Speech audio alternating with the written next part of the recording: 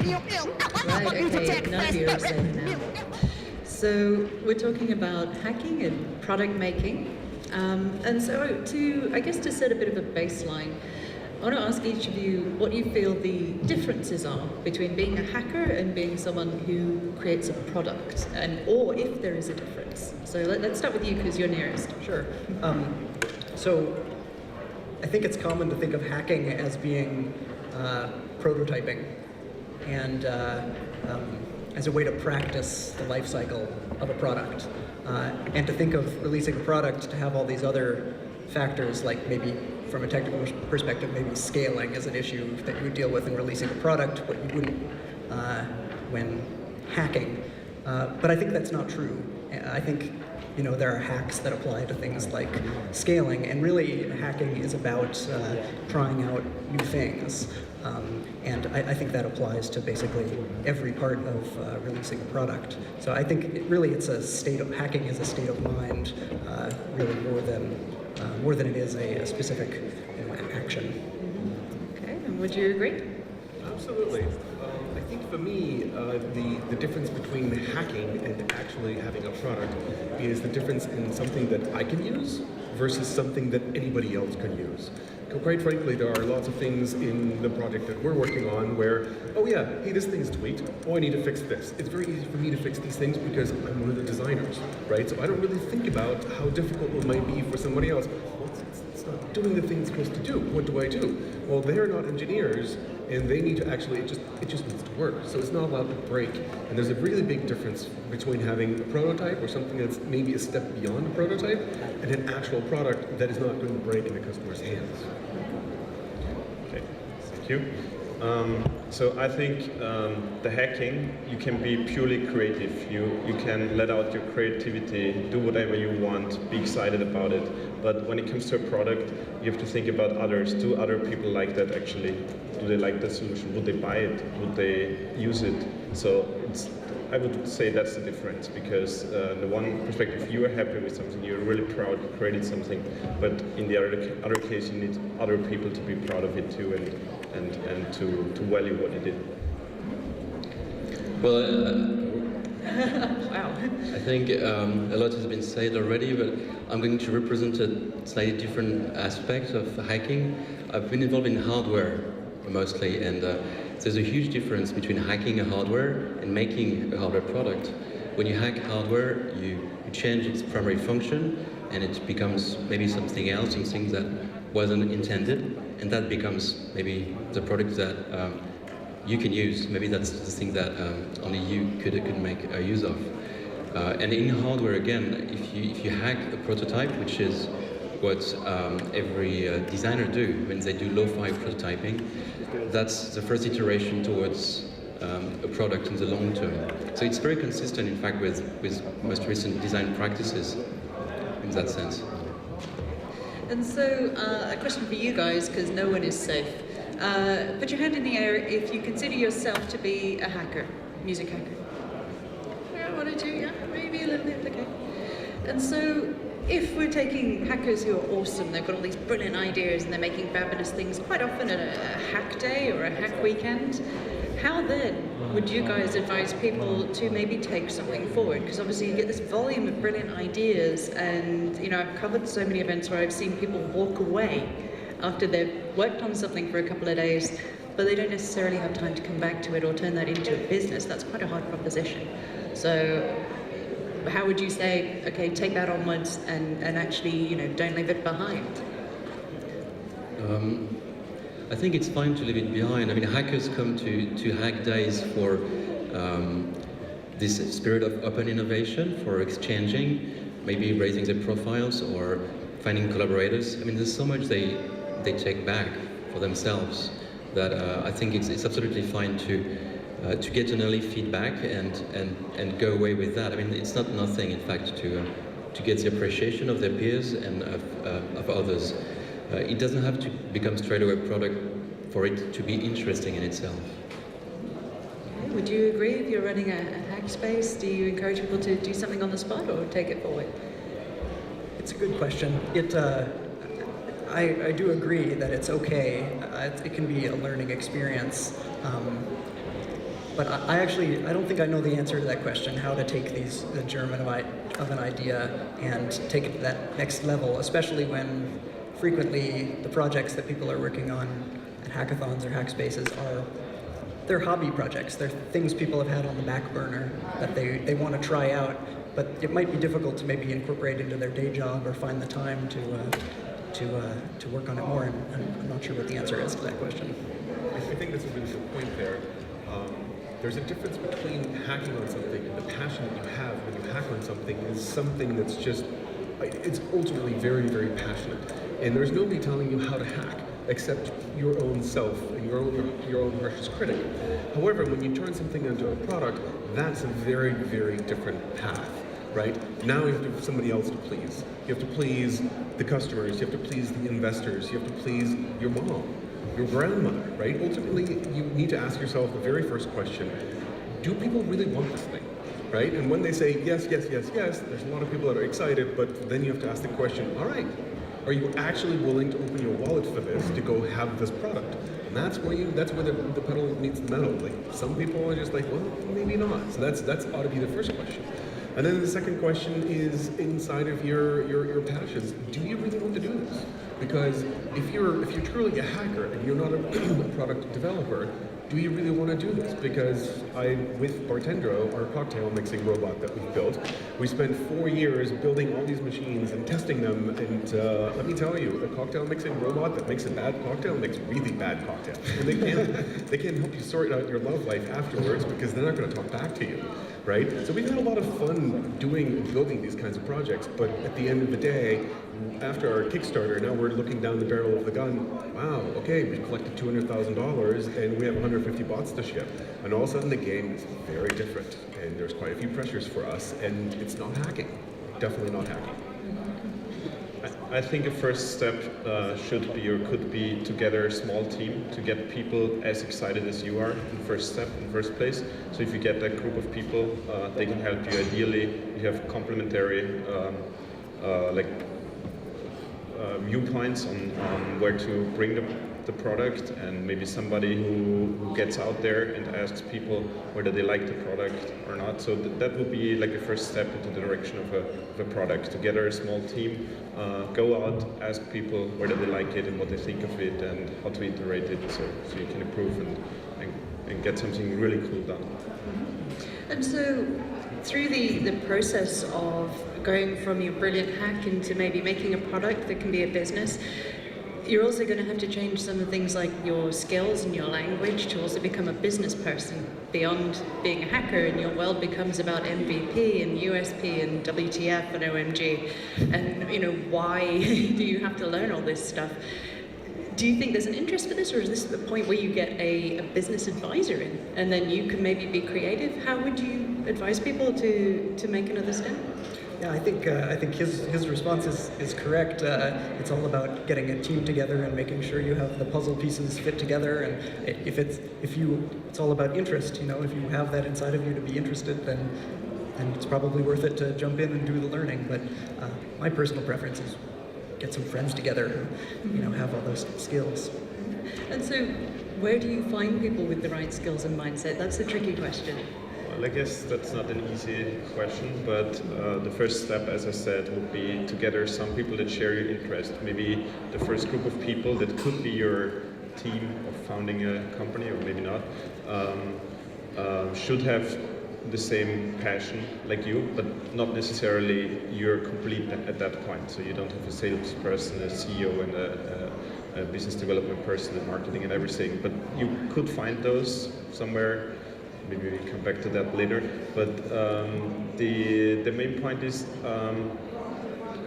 you don't need to be everything in one person or in three persons, but you can't just sit back and let other people go out and sell your product. You have to be there too. You have to tell people how excited you are about it and how cool the product is. So you can't just say, okay, I hire this person and she will do everything for me. So I think it doesn't work like that. You should go out too. Okay, so you still got to do your homework. Pardon? You still got to do your homework.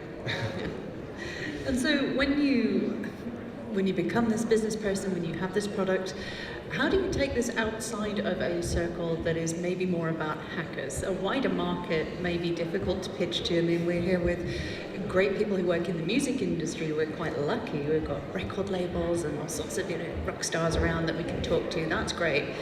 But it's not maybe quite top of the pops. I know that my friends who are not maybe so interested in hacking and making wouldn't necessarily come to an event like this. They're not sure if that's for them. So how do you take a product that's come from hacking around to a much wider audience? How would you promote that, I guess? There's a couple of companies that actually help with that. Take Adafruit Industries or SparkFun. They're maker companies. They sell to people like myself, like us, to hack on things. And one of the things that they do is they will take designs from other people and say, all right, we will now sell these for you. So there's a bit of the portion of, now I don't have to be the biz dev guy because the SparkFun people can do these things for me. You still have to have some biz dev intelligence, for sure. That's important. But by and large, there are other companies that can take these things off of you, but there are somewhat niche products, niche markets, and niche fits in a lot of sense. So if you don't happen to fit into one of those niches, then you might have to start at square zero and not really have much hope to begin with. So it really depends on your idea. Would you agree? I would agree with that. I think niche products have an audience, and hackers, most often than not, produce hacks for a niche audience. One thing that I really want to do with the music hack space, which is here in London, is to facilitate this access to this niche audience and be a place for our members to produce some hacks or some instruments, and for the music hack space website to be a platform where this could find a market. Facilitate this route so that they don't have to worry about all this setting the business. The group, the community would be facilitating that reach. And so how do you attract, say, mainstream artists who could have an interest in this, but you're not entirely sure? How do you get them to come down to your hack space and, pick up a screwdriver? Well, you don't have to. I think the artists who come to the music hack space in particular, they're not interested necessarily to get their hands dirty. They have an idea that requires technology, and they have this vision. They just don't have maybe the ability. So, and some of the engineers that work at the music hack space have the desire to work with artists and desire to share this vision, maybe. And if there's an alignment, it could be something that becomes a relationship. A lot of artists are working with engineers nowadays because the music industry is so difficult with MIDI and all this protocol that lock everything down. So as tools become more easy to use, artists engage more with engineers to create unique solutions. I think passion is a real key here, passion and vision. Because musicians tend to be passionate about the things that they're doing. So if you can put two passionate people together in the same room and one person say, I created this thing. Oh yeah, I've heard it. You played music. Awesome. Hey, I hacked on this thing. Oh yeah, I saw that on YouTube. That's awesome.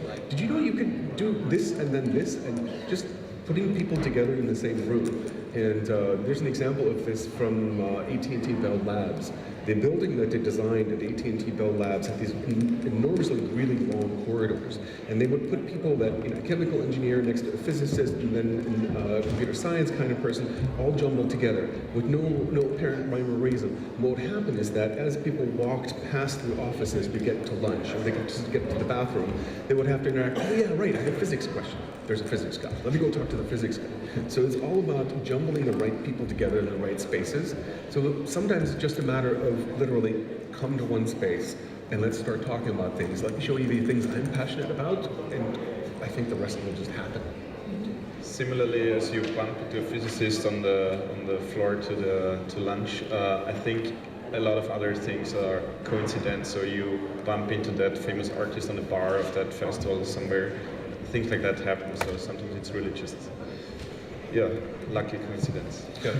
I think a role that we can play, the people in this room, is to organize special events for example, the monthly music hackathon in New York City that I helped to organize had an event last month, Jazz and Technology Forum.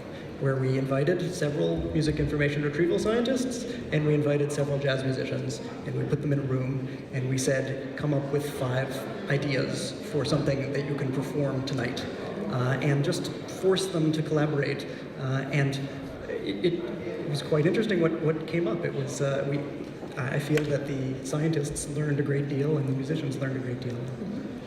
I was going to say, don't point towards me when you're saying musician, I'm tone deaf. And so when it comes to attracting funding for projects, if you're doing academic research or you're working on a hack, and it'd be nice to attract some money from a very large company and have them take an interest, what is the balance for also not selling out or losing control of your projects? Because you have all these creative ideas, you kind of you don't maybe keep them all to yourself, but you don't want to give them all away. So how do you, I can see you nodding, I know you've got something in mind here. How do you protect that, or how do you share? What do you think is best? Well, my favorite tool in this particular case has got to be the nonprofit. Because inside of a nonprofit, everything belongs to the people. Now, it depends on the laws of whatever region you might be doing this in, but at least in California, the laws are that it belongs to the people of the state of California. So that changes my attitude. It also changes the attitude that I can't take investment. I mean, I can take donations, but go to a VC and ask them for $1 million donation and see how fast they walk away, right? So that changes the dynamics very quickly. The investors also can't tell you what to do, so you can actually live up to your passion, and ultimately you still have to do things that actually make sense and that make money. Otherwise, you're going to crater, right? Or at least attract donors and so forth. So investors can be a very dicey sort of situation. So not having them, I think, is really good in one sense. It makes your life very difficult in other senses, however. It's a complicated question, or maybe the answer is more complicated. When you see the result of a hack camp or a hack day, you feel, well, this could become a great product, but it doesn't happen in the real world that some VCs throw money at the problem and it all of a sudden become a success. It requires a lot of energy and resourcing and a drive from the hacker himself or herself to grow the business into something. And a team. And a team, yeah, exactly. So I think there's a lot of gaps between a hack day result and actual funding. Obviously, companies can facilitate access for hackers to tools and maybe, well, actually a lot of companies are catching up now with this movement.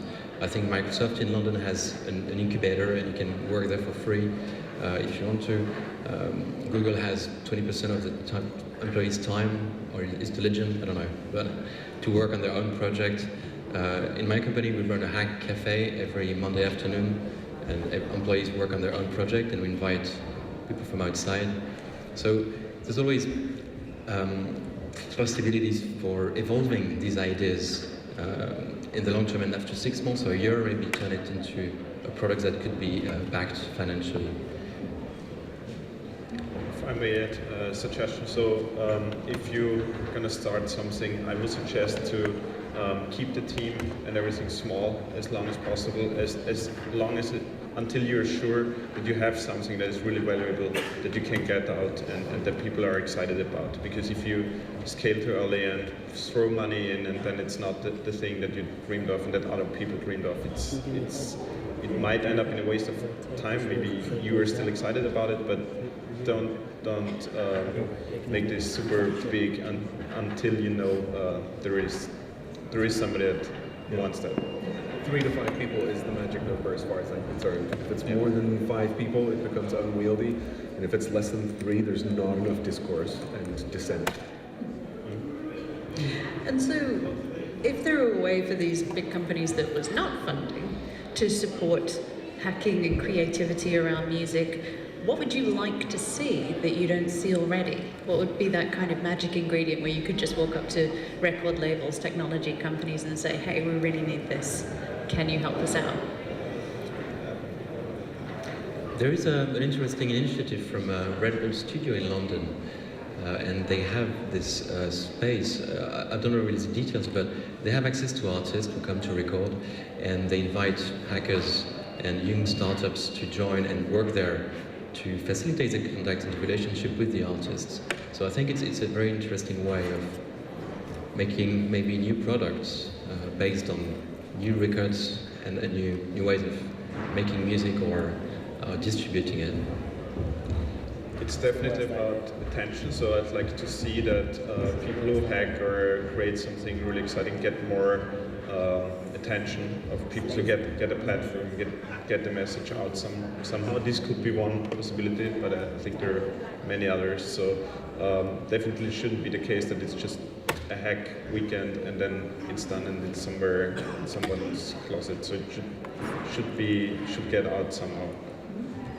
I wonder if you could do something like a follow-up hack camp or hack day, where let's say you've got the people from 5 or 10 different hack days, and you take the most promising ones, and you invite them in, and you're going into the second round hack camp, and it's more like a business-focused hack camp, where, hey, let's see if any of these ideas hold water, and you have discourse amongst all of the ideas, and try and shoot as many of them down and see what you can do.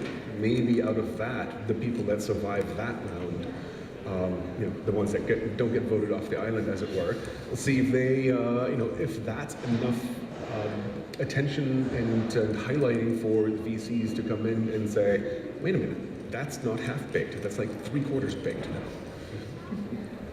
I'd like to see record companies in pushing and investing more in unique, one-off technology art combinations. Like I think in the 90s we used to see lots of failed attempts at CD-ROM interactive pieces, and the occasional artist will have a more interactive website that isn't just an accompaniment to an album release. It's something on it that stands on its own, and I'd like to see more and more of that. Specialized apps, specialized websites, specialized robots for sale in your home. If you could buy the Prince robot that strums a harp or something and plays a Prince song in your house, I think there's more and more there's going to be value in like buying some packaged object that an artist has designed in collaboration with engineers.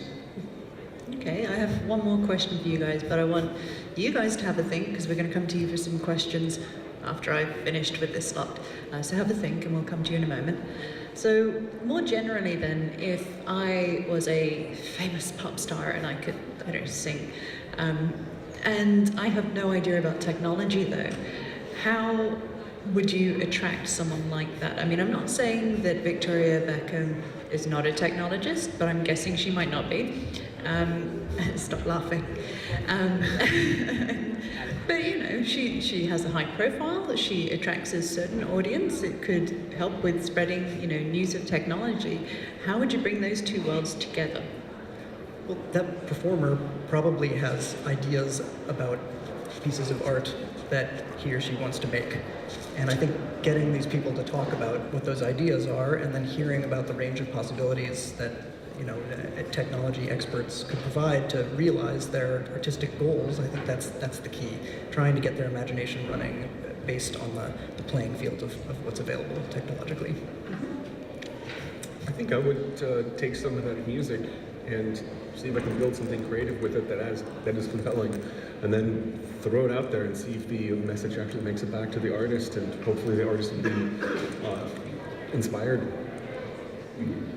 I think the artist should be brought to a venue where there are the hackers and the other way around. So, for example, this could be this venue, but also I have seen 2 years ago finally transition the Medium, the largest music trade show, finally transition to the digital age, or including the technological approaches, which were almost not existent at that venue before.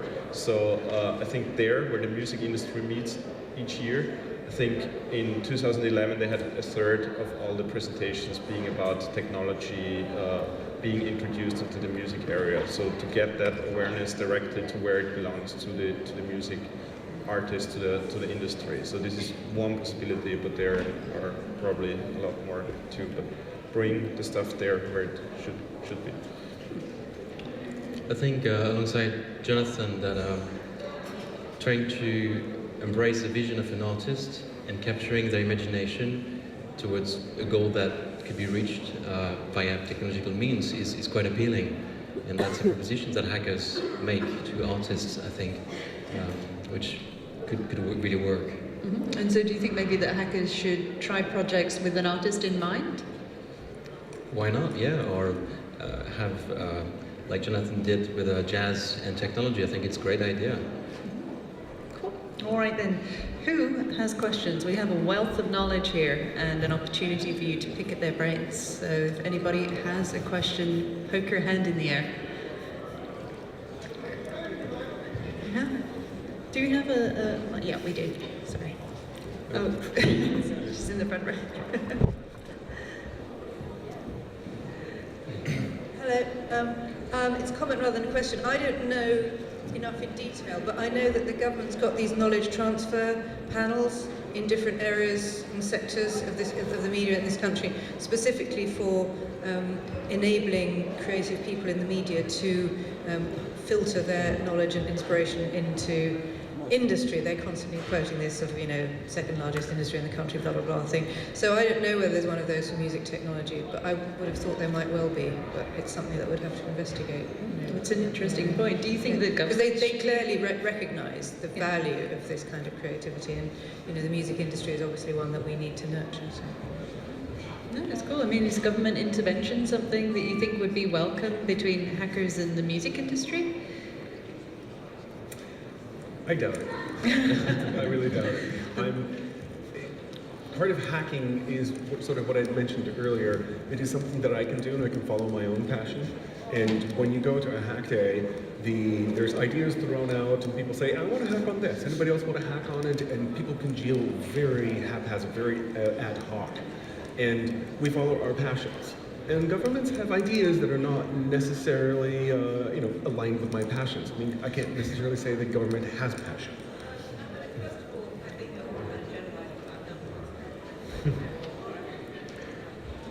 Brains and creativity, even if they don't necessarily dress unconventionally. But also, I think that I thought this was about transferring hacked things into commercial products or possibly industrial, the stage at which you actually want to turn into something that might generate some money. And obviously at some point there has to be an interface with the big bad world. And so I was just saying that it may be that there already exists such an interface and it might not be so unpleasant as you seem to think it might be. Again, when I think government, I think slow, I think inflexible, and I do not think passionate. So all of the things that I love about hacking are they're just not aligned with government ideas. And so I'm just not feeling the government involvement there at all. I wouldn't want to see governments intercept and interfere, but they can still support. So like events like this, there could be more of this, so they could support just these events that people gather without actually setting the theme and the idea and the topic. But some governments do other things too. They do research funding, like for basics that you need, and then also like have funding programs to push innovation into industry. So there are some programs, and I wouldn't say they are bad, but you have to think about it, whether this is the thing you need or not, or you want or not. Yeah, thanks for the question. I think you're touching a sensitive subject, and in the hacker space community, there's a fierce desire to remain autonomous. And if you attract funding, would it be from governments or from VCs? There's usually a strong reaction from the open source community. So it could be a divisive thing to apply for public funding, even though it could enable wonderful things and give, in fact, freedom to reach new heights, possibly. On the ground, it's divisive. Just to provide a counterpoint, artists tend to be poor because art exists outside of commerce for the most part. Just the most popular art makes any money at all, and really that's just sort of an accident. But in my opinion, the real art is being made by poor people, and I think government does have a responsibility at sort of to support national pride, to support the arts. I think there's sort of artists who are appealing to technologists to sort of get into the world of commerce that's almost a way to get money. to sort of go through a back door to support themselves, right? And so I don't know if I definitely would agree with that government could play a role. I have a snide comment here, and namely the Metropolitan Police here in London set up a task force to catch Banksy. Right, okay, let's think about this. So the government is spending, pardon me? Well, I mean, here's a person who's contributed a lot of art to a city that's got a lot of nasty-looking walls that he's made look better, and they're spending a lot of taxpayer money to go put him away. That doesn't seem right. That's definitely not in the alignment of the spirit I think that you're suggesting. It's possible we may be talking about different forms of support or lack thereof, as you point out. So, do we have any other questions? That was a brilliant one. Thank you. Thank you. I think you've definitely stirred up the nest here.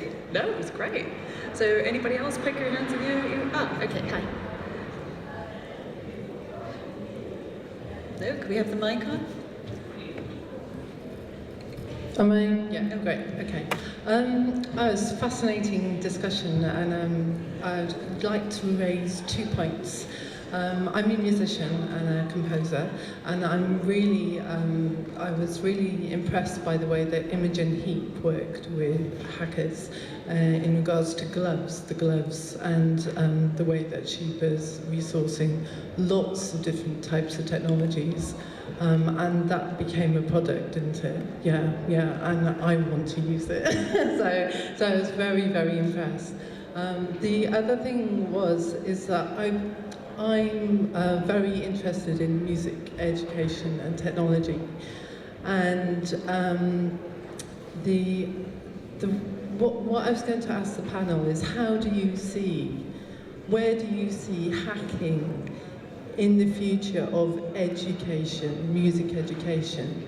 I was also going to raise the question of gender bias and sort of more women involved in hacking, and whether you think that's relevant, or how do you see more women being integrated into music education and technology and hacking? Because it's a fascinating area, and it would be, when the lady was talking about governmental level,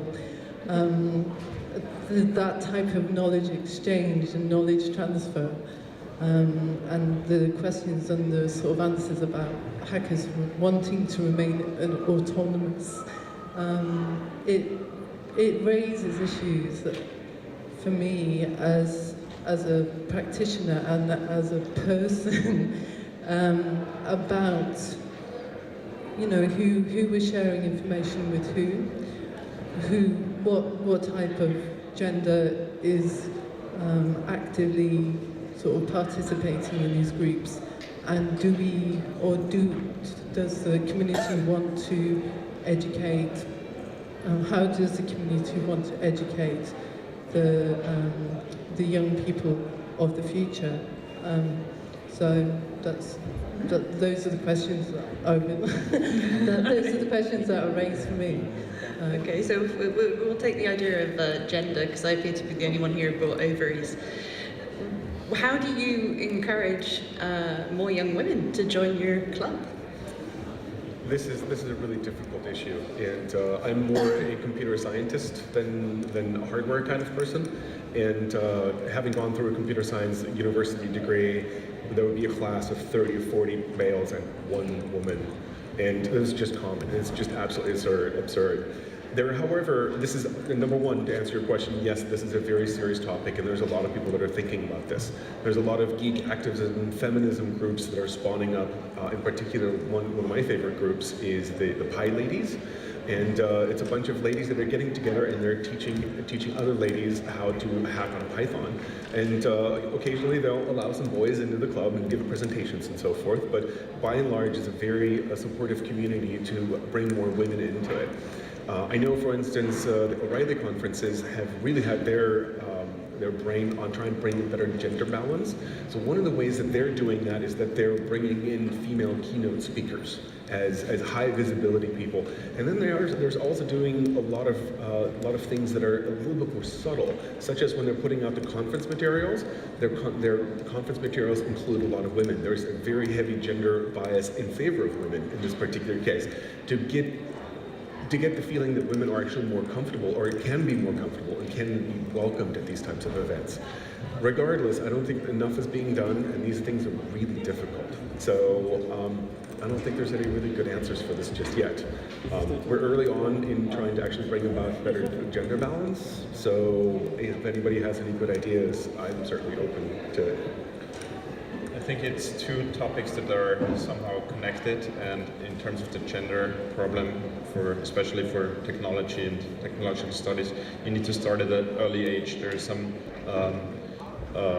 some activities that bring this into the elementary schools or even kindergarten to bring the message there that it's not typically stereotypical models there. You can do whatever you want, and to raise interest for technology, for music, for all different things. And then on the second question, actually, when it comes really to computer science versus musicology, it is starting, it is happening already that careers are created at some university that are really interdisciplinary, that merge the musicology with computer science education and bring up these new disciplines. I don't know what they're called then, but you learn both worlds, you get the idea, you being even more creative and get more ideas by having that combination at an earlier age that, for example, maybe we were educated. Do you think we're reaching out enough to younger ages? Because I mean, we're all grown-ups here discussing things, but you know, are there ways for you to work with schools? Yeah.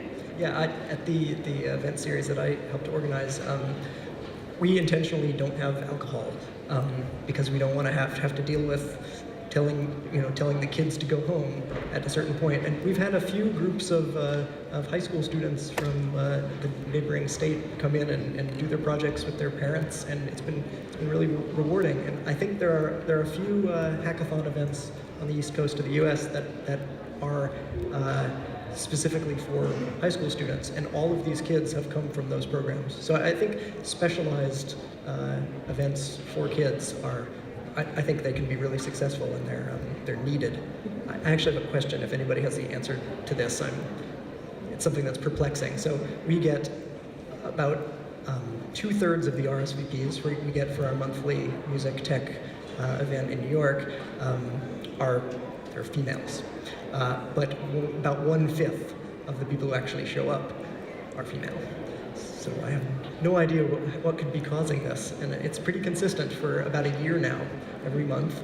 And we try to have, like you said, a sort of corrective bias in our advertising to sort of encourage the work of women. So maybe it's succeeding when it comes to filling out the form to RSVP, but then it's not succeeding getting people to actually show. So I had another thought. In a bicycle community event, very similar to the critical mass that happens in San Francisco, this was happening in San Luis Obispo, where I used to live up until shortly.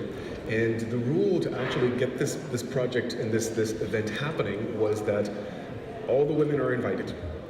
Women are allowed to invite men. Men are not allowed to show up on their own. So that actually turns out, it sounds a little reverse bias, but it turns out to work out really well. So if you can set some very simple rules in place like that, the gender balance actually turned out great, and it wasn't a sausage fest. So I really appreciate that. So maybe some of these things that we need to do have very simple solutions, whether it's an advertising bias or, women can invite men and all women are invited. Maybe simple rules like that could make some drastic changes. It might take half a generation or so, but. Any more questions? Oh, okay.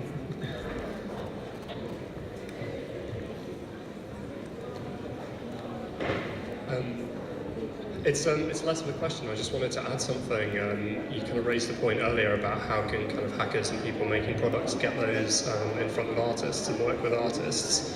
I manage digital innovation at Universal, and like we're constantly looking for like new things to put in front of artists, new ideas. We're investing in technology like, you know, weekly.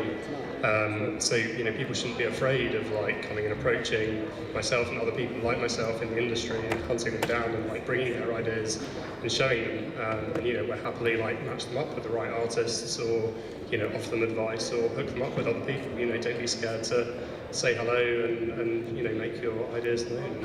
Cool, tell us your name. It's Mark. Hello, Mark, that guy. Hello. Right, everyone, So find that me guy. and you know, please do.